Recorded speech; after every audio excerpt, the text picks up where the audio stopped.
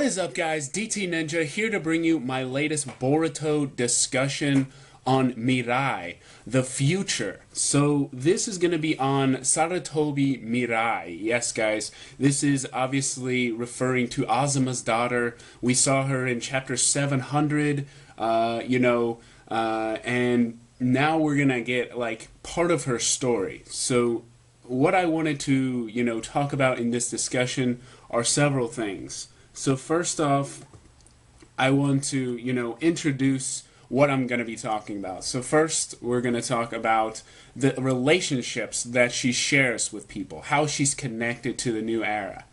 And we're also going to talk about some things specifically in the novel which involve her journey with Kakashi Sensei and Guy Sensei. Now, I need to point out that I've only translated the prologue, and I translated the back as well, so I'm going to share both of those. And then what I went ahead and did is I literally went in here and chose a random spot in the novel, and I just translated about a page of it.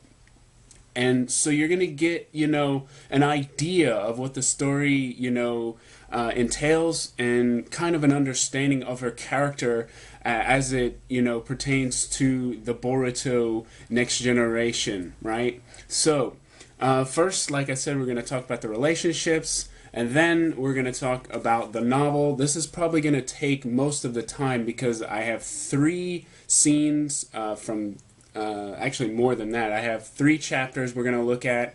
I believe there's 4 scenes, and then, like I said, I'm going to share the prologue as well. So that's quite a bit of scenes. But I wanted to give you guys, a glimpse and a taste of what's to come, because I don't know how long this is going to be before you get this in English. I assume it's going to be because it's Shinden. This is the true story of Konoha, so we're going to get, more than just Mirai as well in here.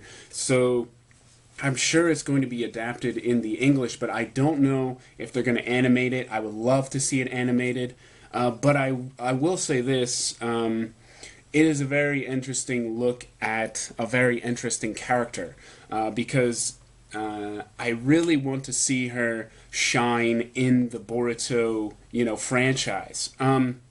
The last thing I'm going to talk about is her importance to the story of Boruto Naruto Next Generations, the manga, and hopefully the animation. So those are 4 different things. As I said, we're going to talk about the characters, the relationships, the novel, and her importance to Boruto. So I will, briefly talk about that. The most time I'm probably going to spend is on the novel. So, all right, let's start the discussion. So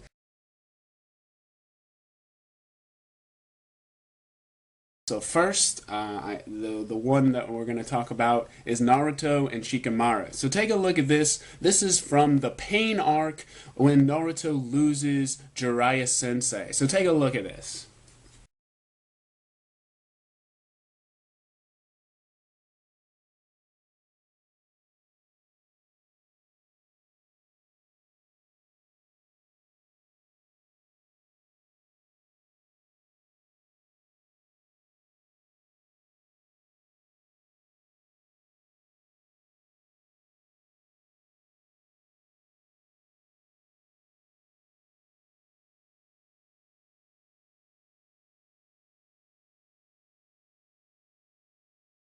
We have to, move forward. And I love that scene because it just shows you exactly the reason why Shikamaru becomes his assistant, the person, his right-hand man, especially in the new generation. So it's really awesome. I really like that.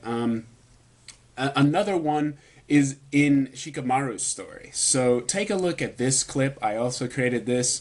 I got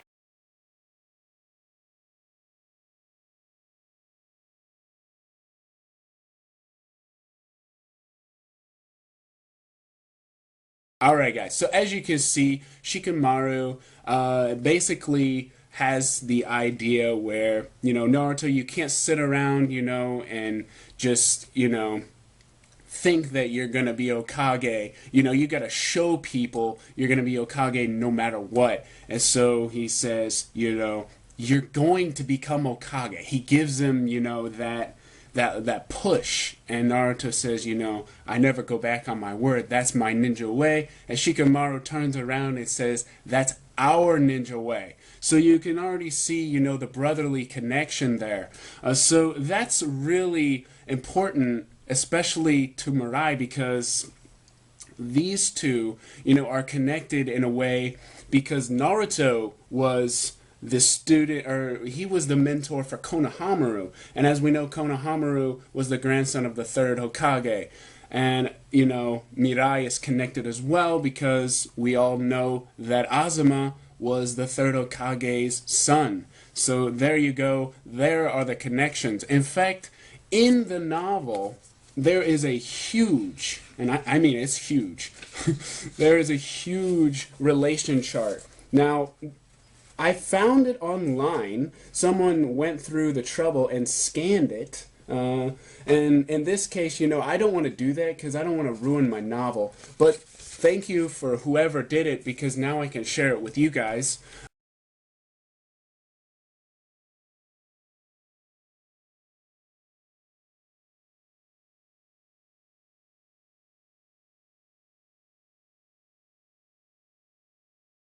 Parent-child relationships. It shows everything connected to Mirai and how important she really is to the series. So I really like that.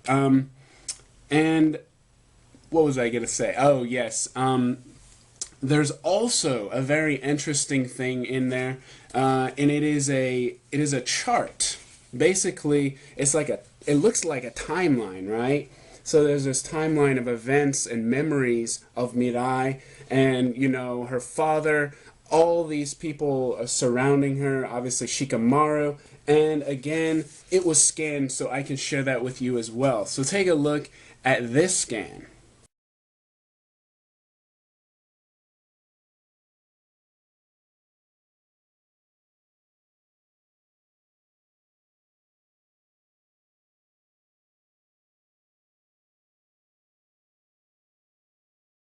Shikamaru, Naruto, Mirai, they're all connected, and I wanted to start out with Naruto and Shikamaru because they have a special, you know, relationship, mentorship.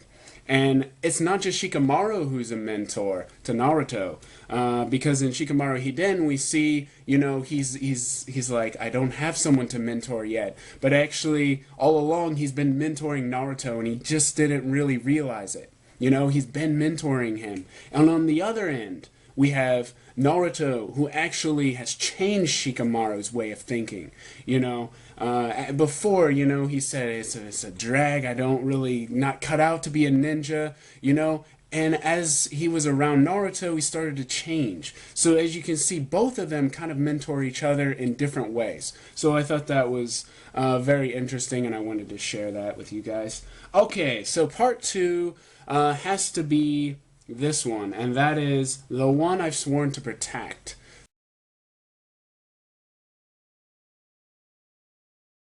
The one I sworn to protect obviously refers to Mirai, right? And Big Brother Shika. So let's start out with a clip from Shikamaru Hiden where she's a little child. She's just adorable. So I wanted to share that with you guys. So take a look at that.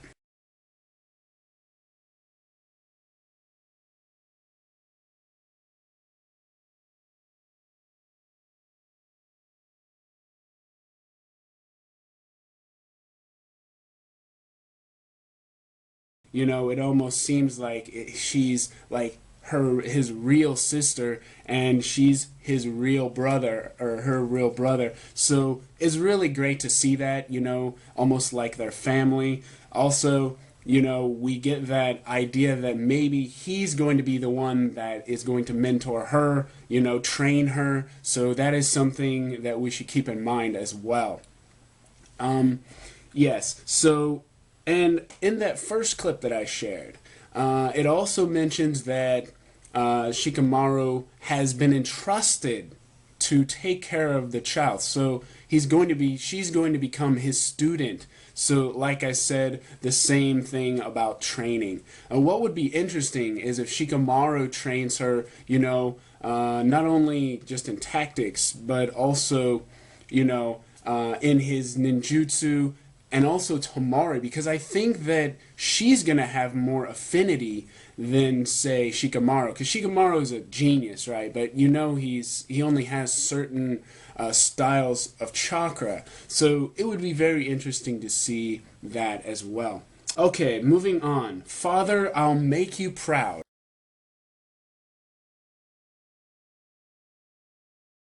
But as you can see, this is the regular the slip cover.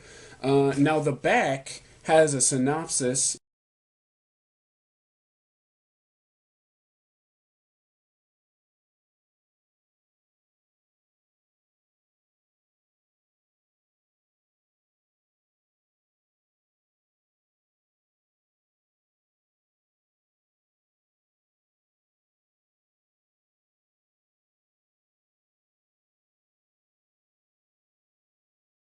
This is from chapter 700. This is the original book artwork illustration by Kishimoto. You can see her praying there to Azuma, and you can see her mom there, and she's leaving. Now this scene is specifically in this novel. So in other words, this happens before the novel starts, or as the novel is starting. So it's very interesting how it's connected to it. Right? Okay, so like I showed you before, this is a color scan that you get inside. It's pretty cool. You can see Guy Sensei training. You see weights on his leg, and Kakashi's in the wheelchair, and Mirai's right here. Now, before I even get into the prologue, I wanted to share another special thing in the novel, and that is if you get the special edition. Now I'm talking about the preview. If you pre-order, you can get a special card, okay? Now, you're probably like, it's just a card, right? But it's not just a card, it's a collectible card. These are rare. You can't get these anywhere. Once they're gone, they're gone. You can't find them once. So if you were to buy this now, you can't get this. In fact, I don't even think the English version comes with the cards. So they're really rare. And each novel that I bought, I've got one. So for example, this is Itachi and Shisui. Okay, and this is from the darkest. Well, this is the bright light. This is the novel 1. But anyways, each one is unique and different. I've even got the Darkest Night as well. But I wanted to share something with you because I noticed it. Now, I noticed it a little bit before, but when I put these cards together, okay, and I put them that close to you guys, you can see Shisui there, right? You can see his, Sharingan. Just look at Mirai. Look at Mirai. And actually, it might be better for you to see it here. But anyways, when you put them together like that, my gosh, that resemblance is uncanny. Like, look at that. Kishimoto is telling us something. I mean, he's putting this badass character, Shisui, in her character.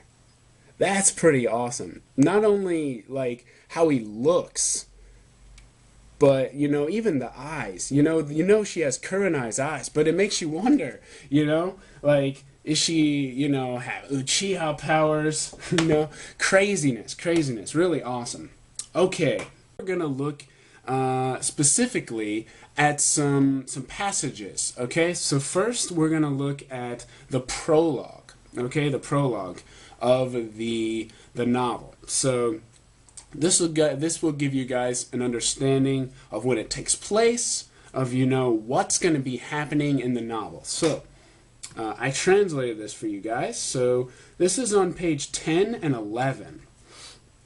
By the way, this novel takes place, as I stated, on around chapter 700. So when the Hokages are having the Kage Summit, that is when this happens. On that day, the 5 Kage Summit was about to take place at the Hidden Leaf Village. Each of the 5 great nations and the respective leaders from each shinobi village had gathered there.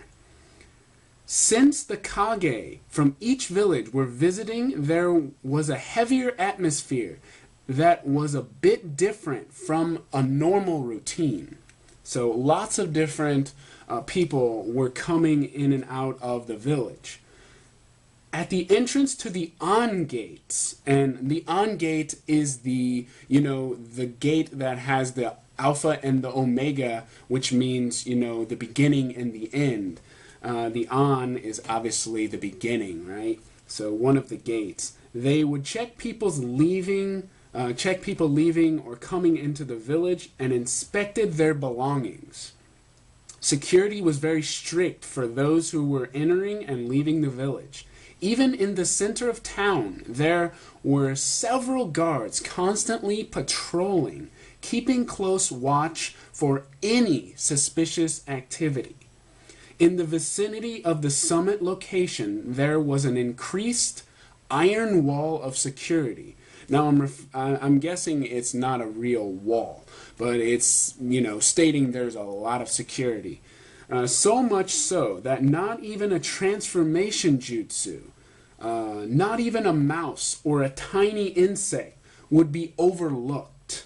Besides, even though the children were attending the Ninja Academy, today in particular, they had ended their lessons early.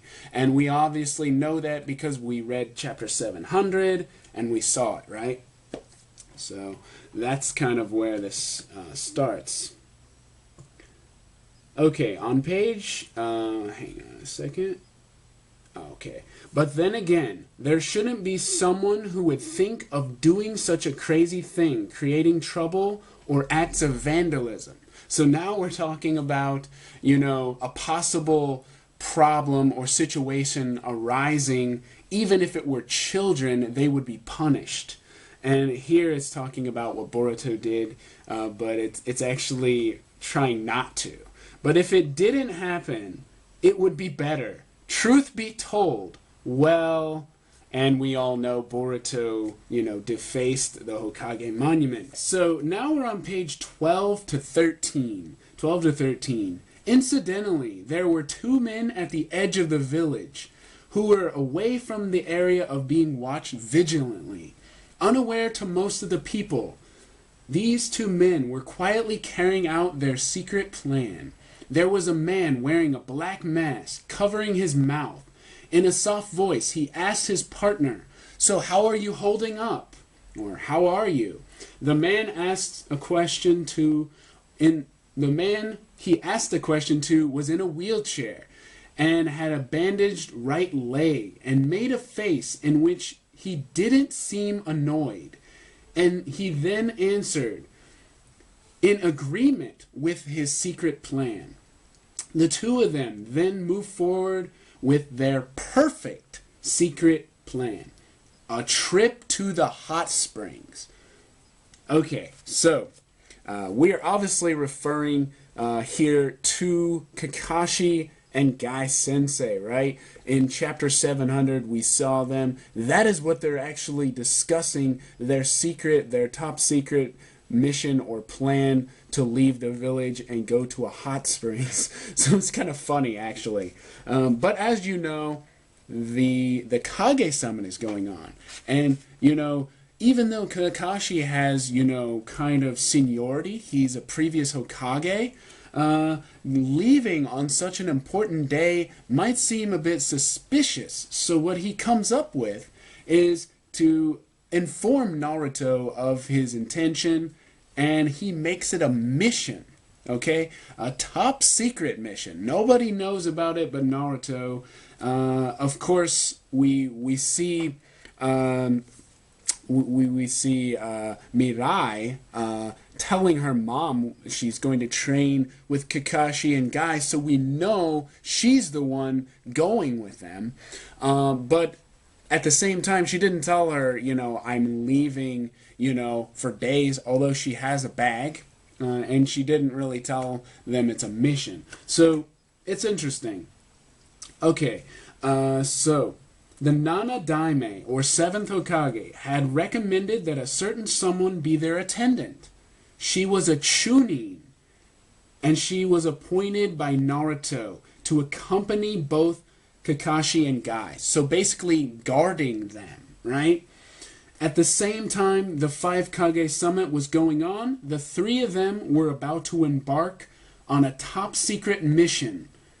A trip to the hot springs. So that's pretty funny, actually. They call it out some random scenes from chapters, and hopefully, you can get a taste of what's to come and understand Mirai's character a little better. And one of them is funny, one of them is more serious, one of them is actually fighting someone. So I wanted to get, several different aspects of her character. So, Chapter 3 we're looking at is called Ghost Inn. Ghost Inn. Now, the scene is, I call it Afraid of Ghosts. So we're referring to Guy Sensei. So Guy Sensei's talk of an open bath had continued so much that I had forgotten. Crap. Guy Sensei's talk of the open bath had continued so much that I got all excited and had become as red as a lobster. Even when I came back to the dressing room, I felt dizzy. I kept talking like this.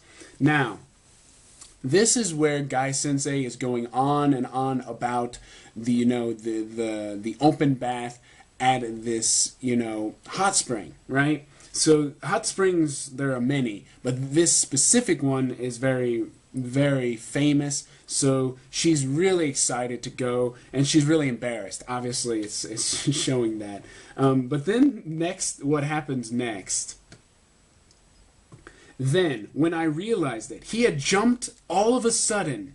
Then, with a feeling like, "You monster!" he threw himself at my genjutsu. Ah, I understand. He had thought I was in trouble, and here I'm supposed to be the one guarding him.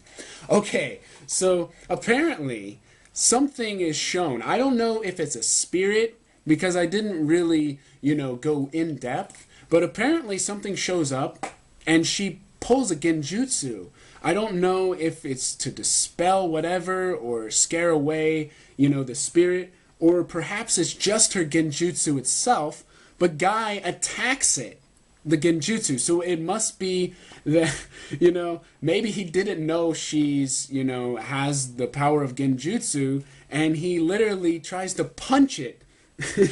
And he screams. He apparently screams, because she realizes that, he's afraid of ghosts. So later, when speaking with Tenten, so apparently Tenten comes along. Now, I don't know if they're walking out of the village or she's out of the village already on a mission, but somehow they meet up.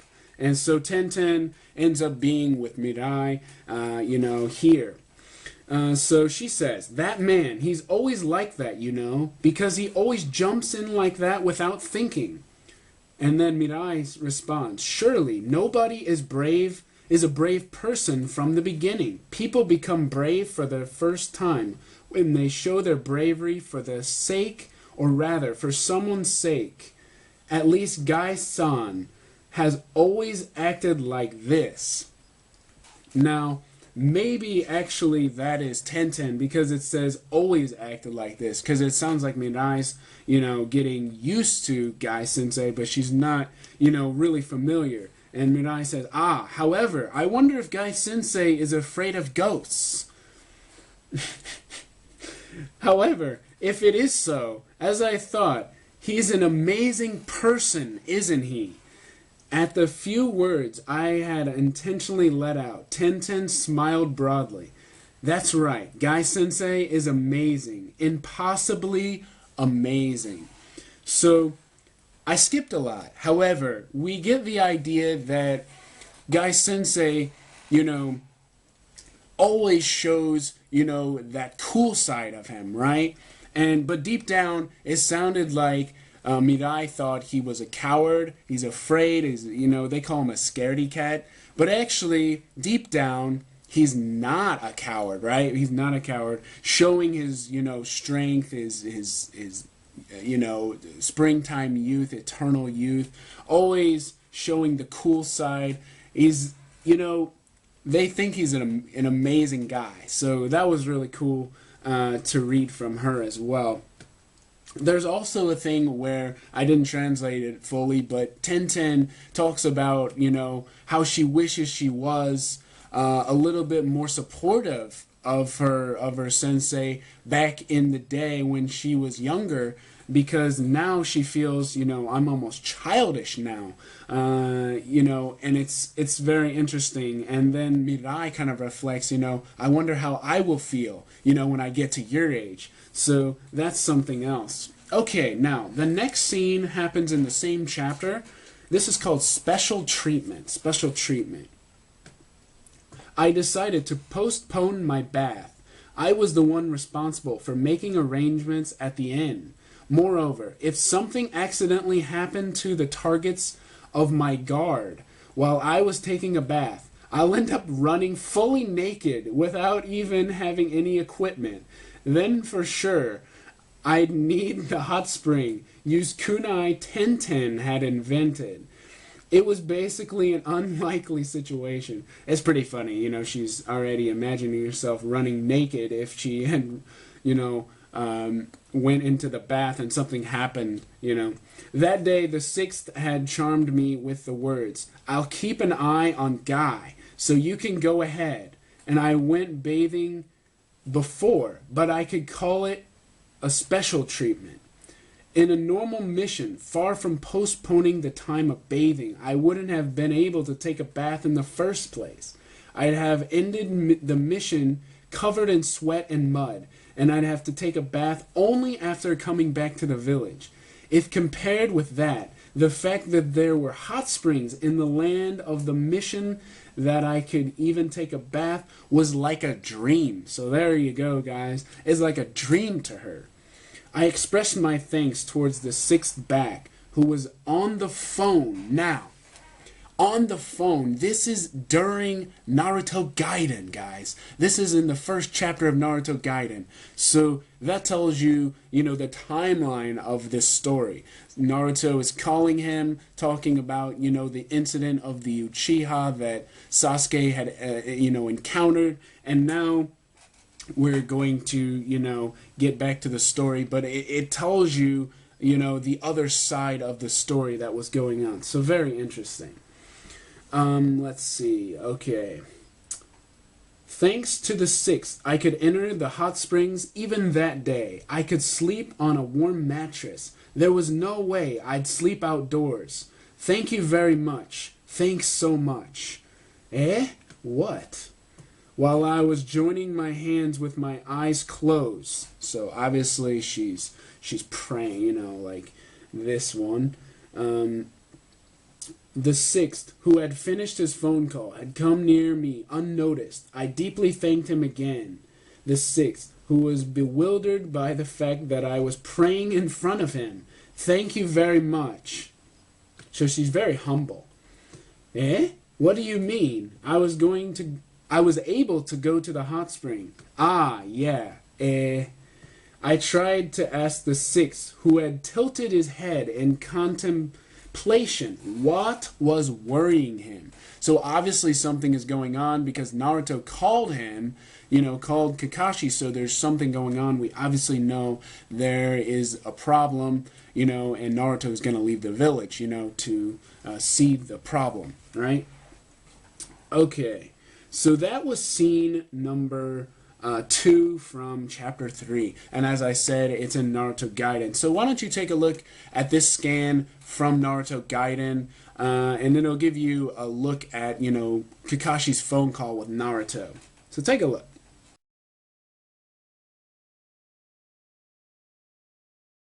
So as you can see, that was the scene where they're talking together in Naruto Gaiden, and on the other hand, On the other end of the story, we have, you know, at the hot spring, or at the end. They're at the end. They're not actually at, you know, their destination. Now, there are hot springs near the end, so there are other hot springs, but not the one they're, you know, supposed to go to.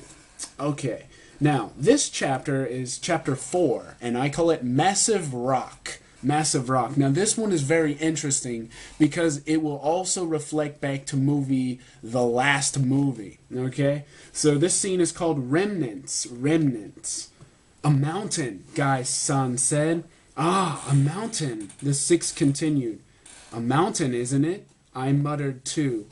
The three of us were standing still, dumbfounded, while looking up at our necks hurt, because the object that was in front of our eyes was the thing that looked like a mountain, no matter how much you looked at it, but that thing was so big that it seemed like it reached the sky. That's why I call it massive. Wasn't a mountain, but a rock. And originally, it wasn't there. What do we do? I asked, and the sixth scratched his head, troubled. What do we do? As one would expect, the sixth had no idea. I looked up again towards the mountain like a huge rock that was towering over us before our eyes. The hot springs we intended to go to was underneath the rock. Wow, wow. So their destination to that hot spring is underneath this massive rock. So that's not a good sign. In the land of hot water, where you could come across various hot springs, the hot spring of this village, known to few people, was treated as a secret hot spring because it was very difficult to reach, even more so now. And it was a hot spring you'd want to visit once if there was a street leading to it. Even if the map was old, I had heard that the cartographer was skilled, and it had always been accurate so far. So when we arrived there, it had suddenly become strange. Now, I want to point out something. On this card, it explains the hobbies and skills, kind of what they enjoy to do most, and I wanted to explain for each of them. So, Mirai, first of all, she enjoys reading maps. She enjoys reading maps. And this comes back to the story because, as you can say, she calls, you know, the cartographer, which is someone who is, you know, the person who creates the maps. She uses these big words, you know, only someone who could read a map, you know, no.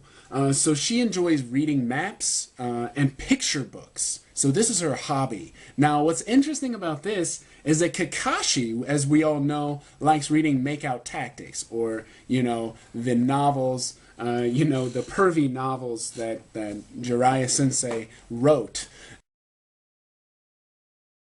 Mere rock. It probably contains metal, the six concluded, after brushing and knocking on the surface of the rock. Apparently the thing is so hard that it couldn't be compared with other rocks around here.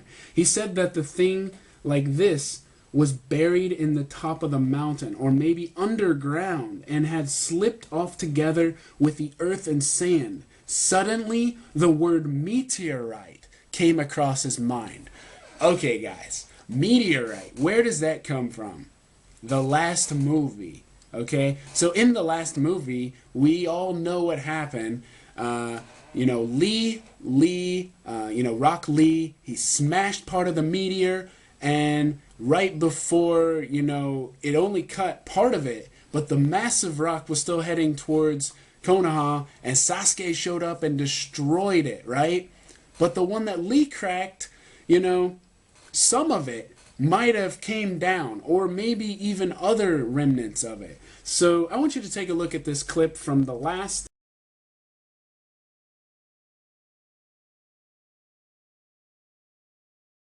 more to the story, and how, you know, the meteors actually did do damage. You know, they were able to do damage, and probably there are more than just this. Alright guys, let's move on to the next chapter, chapter 5, Spirit. I really enjoyed reading some of this. Like I said, it's a random scene that I just opened to. It's right after you see the chakra blades. So we all know that we've kind of been spoiled that Mirai has the chakra blades, and I wanted to see exactly how she uses them. Now, I don't know who the assailant is, but they're attacked. Okay, their team is attacked. Now, like I said, we know that Tenten is there with them at one point. Now, I don't know if that was at that Ghost Inn or if she traveled with them after. I think it's separate. I think she's separate from them.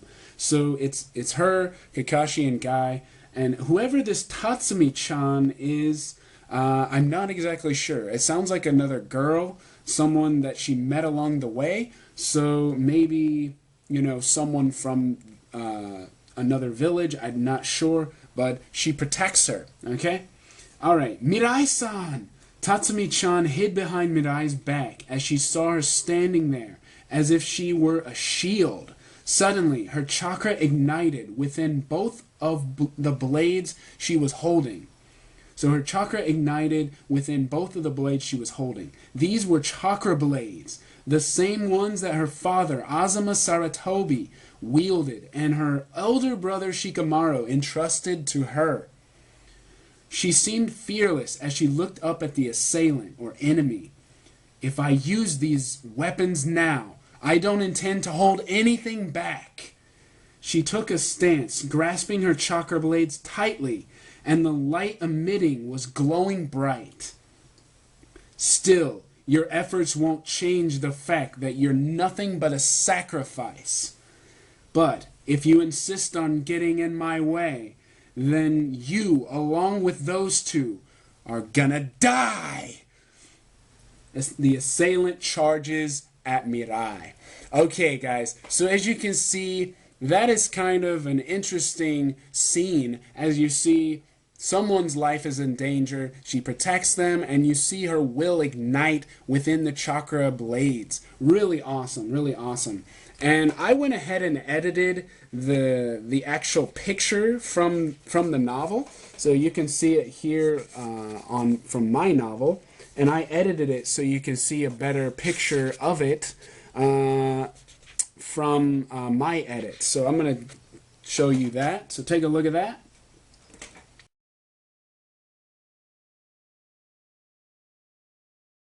Enjoyed, and you got a good understanding of her character.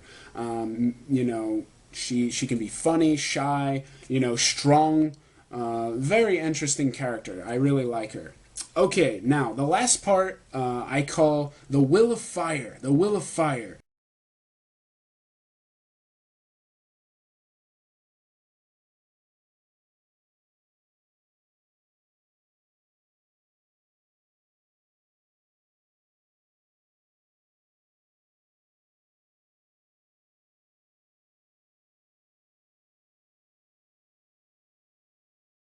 As we know, she is a chunin, okay? Naruto appointed her as a attendant to go along with Kakashi and Guy. She's a chunin. She's skilled, right? She's skilled. She's also been mentored by Shikamaru. This is another thing to keep in mind. Okay? Maybe even Tamari. Okay? Because think about it. If Shikamaru was the one mentoring her and, they were going out at the time, Mirai was little, by the time they were older, surely they had contact with each other, and I'm sure Tamari has helped her because Tamari is a wind nature, has wind nature. So I could see her helping her as well. That would be very interesting. So think about this, having that wind affinity along with Shikamaru's, tactics that he probably, versed her in. She's going to be, a force to be reckoned with. Now, what is important about her in the story? I feel that, the new generation, there's so much out there that Kishimoto could do. In fact, in the interview, he stated, there are characters out there that I haven't touched on, and I'm looking forward to, doing that. So I want you to take a look at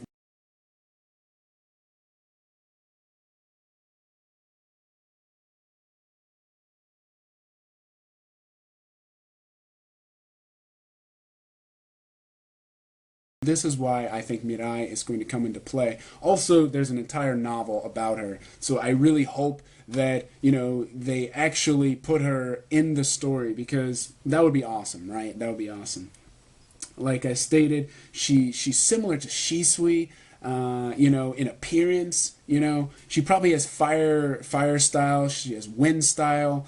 I mean, she's got genjutsu from Kurenai, so she's, and the chakra blades. I mean, she's kind of stacked, right? I think she's gonna be OP.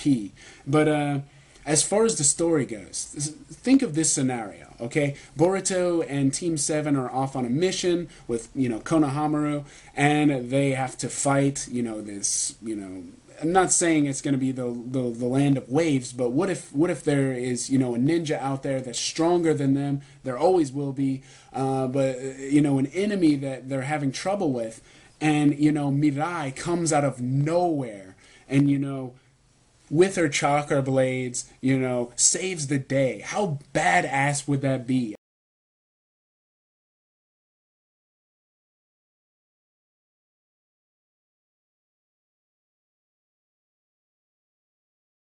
Not only that, you know, she looks at Sarada and she sees her red eyes, you know, and you're like, whoa, whoa. And she's like, who is this, you know? But, anyways, if she saw her, that would be something interesting, like a goal, you know, to go higher, to reach higher. Obviously, Hokage is her end goal, but it's also good to have short-term goals as well, you know, to become stronger. You know, and then maybe she could even train one of them or help one of them, you know, part of the team. Not saying she's gonna be in the team, but I'm saying maybe, you know, how Sasuke trains Boruto, you know, Sarada could have, you know, maybe Mirai helping her, okay?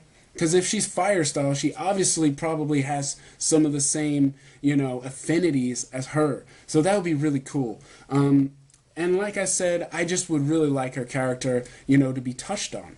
Because I think, you know, she's a very interesting character. So, I hope you guys enjoyed my discussion on Mirai, and let's hope that we see more of her. I will be doing some videos on her on specific scenes like I did here, but more in depth. That might be coming a little later. But anyways, I hope you guys enjoyed my discussion, and I'll see you in the next one.